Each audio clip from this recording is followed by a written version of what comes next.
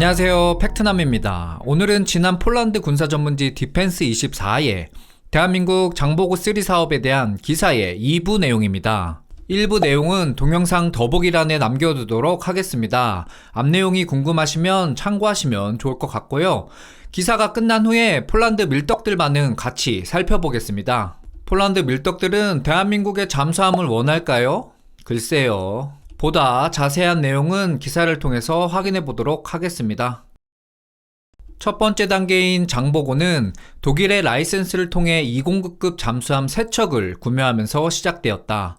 프로토타입인 장보고함은 신라의 장군을 기르는 의미로 이름이 지어졌으며 독일 킬에 위치한 HDW에서 건조되었다. 이후 두 척은 독일에서 공급받은 부품을 사용하여 대한민국 내에서 조립되었다. 1989년과 1994년에는 각각 3척씩 2번의 추가 주문이 대한민국 국방부에 의해 이루어졌고, 이들은 모두 현재 하나오션으로 알려진 대우조선해양에서 건조되었다. 대한민국 해군을 위한 마지막 20급급 잠수함인 이역기함이 2001년 12월 1일 국기가 개항되었다. 또한 인도네시아 해군을 위해 3척의 개량형 나가파사급 잠수함이 PT-8 조선소와 협력하여 건조되었으며 마지막 잠수함은 2019년에 취역했다.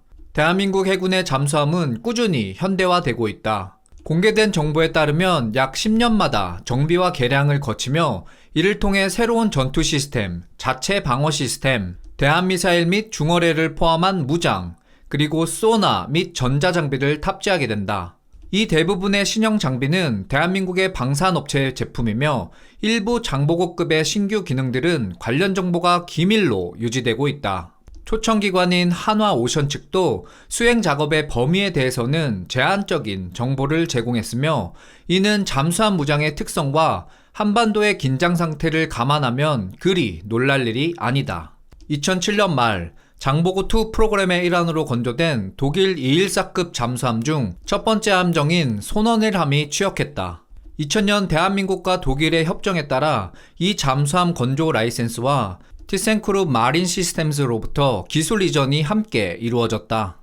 이를 통해 대한민국 기업들의 참여가 더욱더 커지게 되었고, 이후 프로젝트에 필요한 자국의 과학 및 기술 기반을 빠르게 구축할 수 있었다. 손원일급 잠수함은 2개의 조선소에서 건조되었다. 대우조선해양에서는 3척, HD 현대중공업에서는 6척이 건조되었다. 2020년 1월 마지막 함인 신돌석함이 취역하면서 대한민국 해군은 총 18척의 현대적인 디젤 전기 잠수함을 보유하게 되었으며, 이 중 절반은 공기부료 추진 시스템을 갖추고 있다. 대한민국 해군의 잠수함 전력 확보 프로그램은 214급의 마지막 함을 인도받았지만 여기에서도 사업은 끝나지 않았다. 장보고3 프로그램을 시작하며 서울은 자체 설계로 잠수함을 건조하기 위한 도전에 나섰으며, 외국 업체들은 특정 부품만을 제공하는 형태로 참여가 제한되었다. 전술적 배경. 장보고3를 분석하려면 먼저 이 잠수함이 대한민국의 안보 구조에서 어떤 역할을 하는지 이해해야 한다. 대한민국군은 북한의 공격으로부터 국가 방어를 위해 3축 체계라는 교리를 기반으로 한다. 첫 번째 축은 킬체인이라는 개념이다. 이는 북한이 대량 살상 무기를 이용한 공격 준비를 하는 것이 탐지되면 선제 타격을 가한다는 개념으로, 서울은 모든 타격 및 정찰 수단을 배치해 위협 탐지에서 제거까지 30분 이내에 이루어지도록 할 계획이다. 이 분야의 발전으로 대한민국의 미사일 프로그램은 신속한 발전을 했으며, 이와 함께 정찰 위성을 포함한 최신 정찰 자산의 도입도 빠르게 진행이 되었다. 만약 북한이 선제 공격을 감행할 경우 대한민국은 이를 대비하기 위해 한국형 대량 응징 보복이라는 계획이 마련되어 있다. 이 교리의 근간은 북한 지도부와 지휘체계를 대상으로 하는 대규모의 재래식 무기 공격을 기반으로 한 위협이다.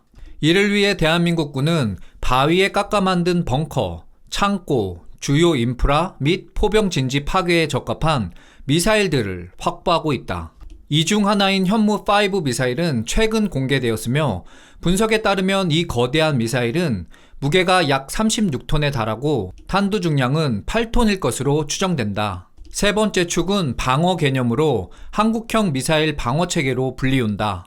대한민국 전역을 다층 방어 개념의 미사일 방어 체계로 보호하는 것을 목표로 한다. 육상 및 해상 기반 방공 시스템의 신속하고 일관성 있는 발전을 통해 서울은 수년 내에 목표를 달성할 것으로 보인다. 대한민국의 무장과 억지력을 위한 시스템들은 공격과 방어, 양측면을 모두 강화하고 있다는 것이다. 2017년 9월 15일, 대한민국의 미사일 부대는 현무2A 단거리 탄도미사일을 2발 발사했다. 이는 북한이 중거리 탄도미사일을 일본 상공으로 발사한 지 불과 6분 만에 이루어진 대응이었다. 대한민국의 미사일 중 한 발은 발사 직후 고장으로 실패했으나 다른 한 발은 250km 떨어진 모의 표적을 정확히 명중했다. 현재의 반응 속도는 더욱 빨라졌을 가능성이 높다. 이는 도산 안창호급 잠수함이 왜 탄도미사일 발사가 가능한 수직 발사관을 갖췄는가 라는 이유를 설명해준다. 은밀한 작전 능력과 외부 지원 없이 독립성을 지닌 이 잠수함들은 서울의 억제 시스템에서 중요한 역할을 한다. 또한 북한 해군은 다양한 종류의 소형 및 초소형 잠수함을 다수 보유하고 있다는 점을 고려할 필요가 있다. 일본 방위성은 이들의 수가 약 70척에 달한다고 추정하고 있다. 더불어 최근 몇 년간 북한은 수중에서 탄도미사일 발사 시험을 수행했으며 이를 운용할 수 있는 첫 잠수함을 취역시켰다. 또한 북한이 핵추진 잠수함 확보를 목표로 할 가능성에 대해 서울 당국이 우려를 표명하고 있다. 이러한 요인들로 인해 새로운 대한민국의 잠수함들은 특별한 요구사항을 충족해야 한다. 이들은 장보급급 및 손원일급보다 자율성과 은밀성이 강화되었으며 북한의 목표물을 효과적으로 타격하기 위해 탄도미사일 및 순항미사일을 발사할 수 있는 능력을 갖추고 있다. 또한 뛰어난 정찰 능력과 상황 인식 능력을 보유하면서도 전형적인 공격형 잠수함의 특성을 유지하고 있다. 이와 관련해 대한민국 해군 잠수함 사령부의 장교들과 논의했을 때 도산 안창호급 잠수함의 다목적성이 필수적인 특성이라고 언급했다. 이를 어떻게 구현했는지는 다음 기사에서 다룰 예정이다. 여기까지 디펜스24 기사의 2부 내용입니다. 해당 기사에 달린 폴란드 밀떡들 반응 몇 개만 살펴보겠습니다. 이제 더 이상 고민할 시간이 없습니다. 빠르게 선택하고 거래 조건 설정 후 주문해야 합니다. 발트해는 크지 않지만 우리 폴란드 잠수함이 나토나 유엔의 다양한 임무에 참여할 수 있다는 점을 기억해야 할 것입니다. 스웨덴의 제안은 흥미롭고 무엇보다 중요한 사실은 잠수함 인도 기간이 경쟁사들보다 훨씬 짧다는 점입니다. A26은 현대적이고 주목할 만한 가치가 있으니 이를 고려할 필요가 있습니다. 이미 많은 시간을 소모했다고요. 입찰을 공고를 진행하고 거래 조건을 마련하여 잠수함을 주문해야 합니다. 빠르면 빠를수록 좋을 것 같네요. 그리고 스웨덴의 A26도 괜찮을 것 같고 프랑스나 독일도 좋은 제안을 가지고 있어요. 납기 일정도 비중 있게 고려가 되어야 합니다. 왜냐하면 잠수함은 당장 필요하기 때문입니다. 폴란드를 위해 최소한 SLBM 발사 잠수함 2척과 소형 U-212급 잠수함 3척이 제공될 예정입니다. 보아하니 프랑스만 탄도미사일을 제공하는 것이 아니군요. 흥미로운 경쟁과 어려운 선택이 될 것 같네요. 프랑스와의 관계를 개선할 것인지 아니면 최신 기술을 따라 확실한 선택지인 대한민국을 따를 것인지 고민이 필요하네요. 솔직히 말해서 EU는 이미 스스로 인정했듯이 새로운 기술 분야에서는 디지털밸리가 아니라 데스밸리라는 말을 EU 집행위원이 언급했었죠.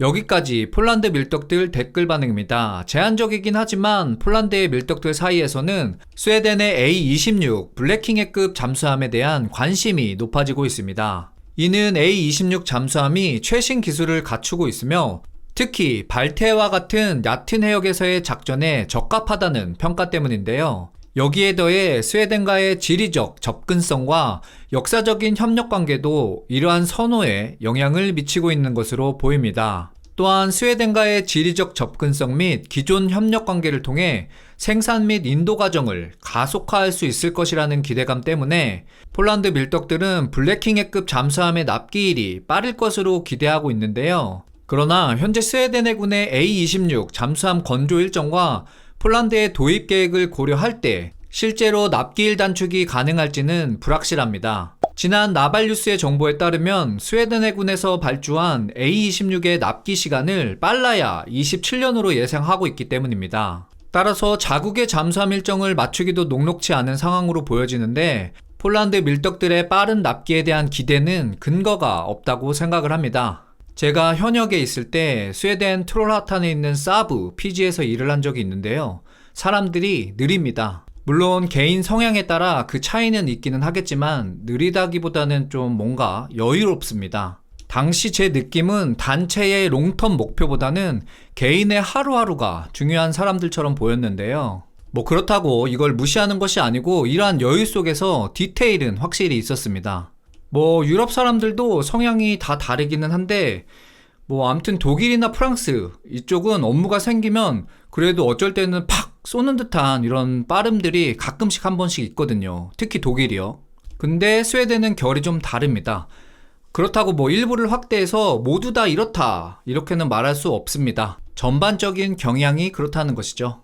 그리고 댓글 중에 디지털밸리가 아니라 죽음의 계곡이라는 표현이 사용되고 있는데요. 이는 EU의 디지털 혁신과 관련하여 일부 언론과 전문가들이 EU의 디지털 정책이 기대에 미치지 못하고 있다는 것을 지적하면서 EU는 디지털밸리가 아니라 죽음의 계곡이다 라는 표현을 사용해 왔습니다. 유럽 댓글에서도 같은 표현들이 종종 나오고 있는데 EU 집행위원회는 2024년 7월 2일에 발표한 디지털 10년 정책 프로그램 두 번째 보고서에서 디지털 기술 채택과 인프라 구축에서 목표에 미치지 못하는 부분이 있음을 인정하고 EU가 추가 투자의 필요성을 강조한 배경에서 해당 표현이 언급되는 것입니다. 자, 과연 폴란드는 어떤 선택을 할지 시간을 두고 지켜볼 필요성이 있을 듯합니다. 해당 기사는 연재 기사로 다음 기사는 나오는 대로 다시 소개를 해드리겠습니다. 제가 준비한 영상은 여기까지입니다. 도움이 되셨다면 구독과 좋아요 부탁드립니다. 지금까지 팩트남이었습니다. 즐거운 주말 시간 보내세요.